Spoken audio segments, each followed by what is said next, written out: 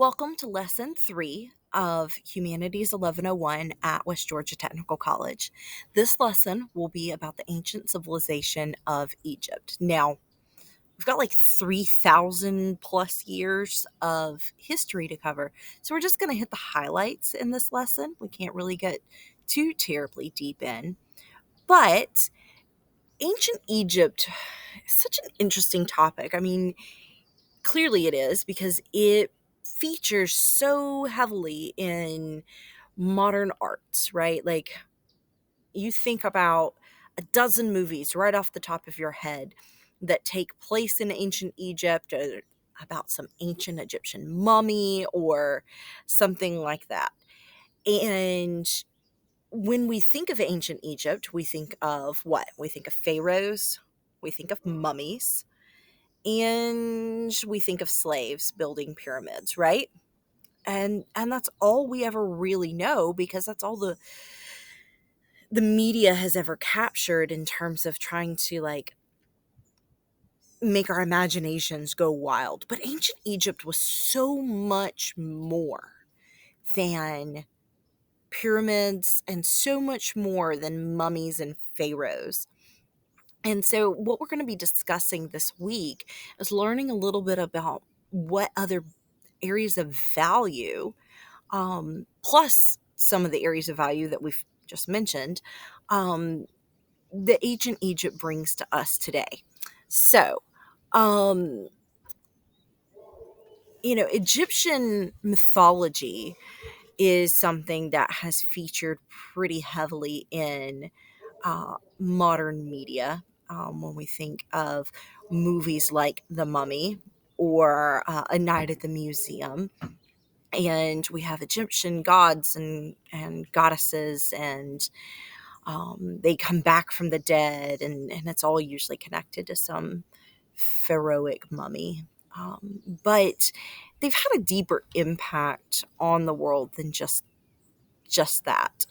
Many Egyptian myths have set the stage for other cultures throughout the world. They have been the basis of other legends and certainly very many works of art over the years. And one of the areas of Egyptian humanities that probably really doesn't really get as much attention as it deserves is Egyptian art. So we all know about architecture. We think of the Great Sphinx or the Great Pyramids of Egypt. But what about the art that decorated the tombs of the pyramids, or the art inside the temples of the Egyptian gods and that sort of thing? And how has that influenced modern arts today? So here's a really interesting thing that we need to understand too about ancient Egypt is that it was not the slaves who built the pyramids. In fact, modern research suggests that that the pyramids were actually built largely by skilled artisans. Now, there's several ways that they've managed to determine this. One of those things is in the fact that they have found bakeries inside the living quarters of the laborers, and then in the garbage dumps around the Great Pyramids, they found bones of edible animals.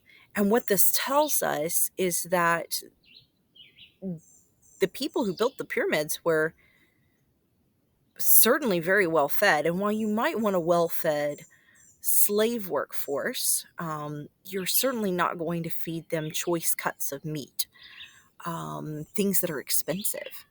And so it was not the slaves who built Khufu's Great Pyramid at Giza, but rather it was skilled artisans. And so we think back to lesson 2. Well, what are some of these elements that we see that create civilization? And one of those things is a skilled workforce. So we don't just have the government level here. We don't just have art and architecture and religion, but we actually have a skilled workforce with people who had specializations as stonemasons. But then beyond that, the sheer amount of math and science that it took to build these pyramids is absolutely mind blowing, right? They had to have people who were well educated. They had to have engineers in ancient Egypt. We don't think about ancient Egypt having engineers, but they had to have had somebody who knew how to do the math, who had an understanding of what we call physics today, who had an understanding of mechanical things. And all of those skilled people had to come together with people who also were artistic in how they actually knew how to put these pyramids together, or the Great Sphinx, or any other sort of element of these ancient cultures, right? Um, and so as you're going through the lesson this week, I want you to listen to what ancient Egyptian actually sounds like. It's pretty cool. And language is such a huge part of the humanities. It's part of understanding a culture. You can tell a lot about a culture from its language. And so I want you to listen to it. And as you are actually listening to ancient Egyptian, you'll be able to look at the translation of what they're saying in the form of actual ancient Egyptian prayers and hymns.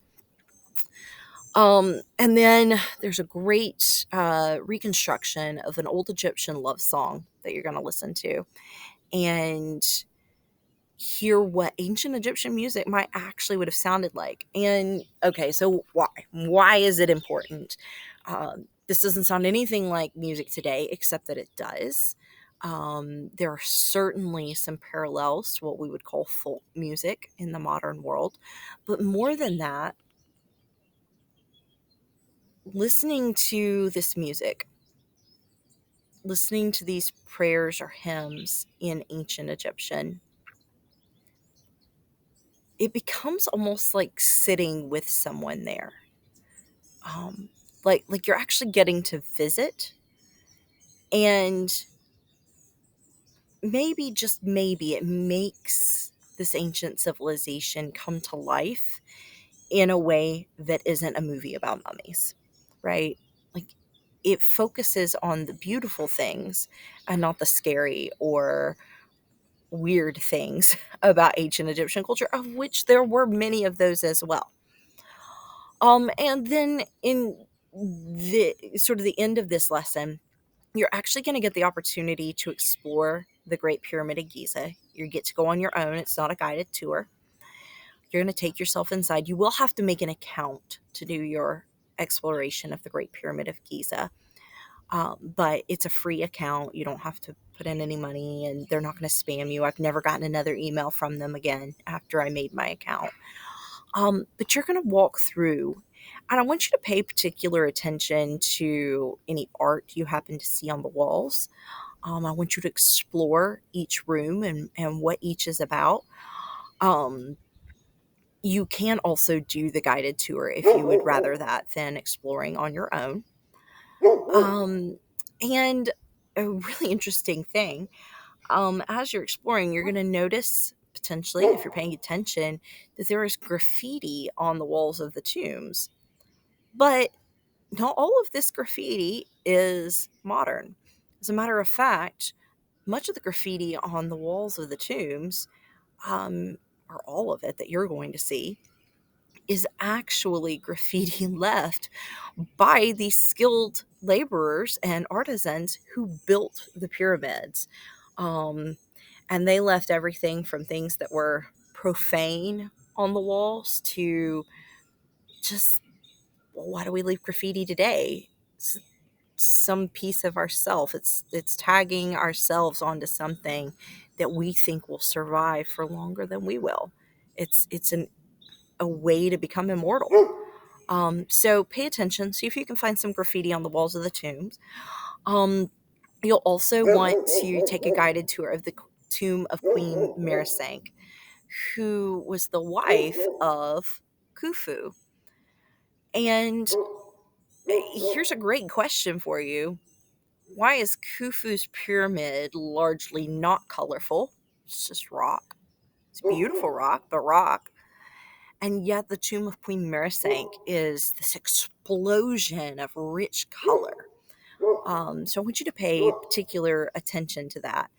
And as you're looking through, notice some of the symbolism and imagery that is littered throughout all the things that you're working on this week that you would see in modern arts and culture, and think about what modern arts and culture would look like without those influences. We wouldn't have The Mummy. We wouldn't have Night at the Museum and a dozen other movies or TV shows, or even certain elements of our music and culture just wouldn't exist without the humanities that emanate from ancient Egypt. So put all of those things into their context. Enjoy this more historical tour of ancient Egypt. And if you have any questions, please feel free to let us know. Enjoy the lesson.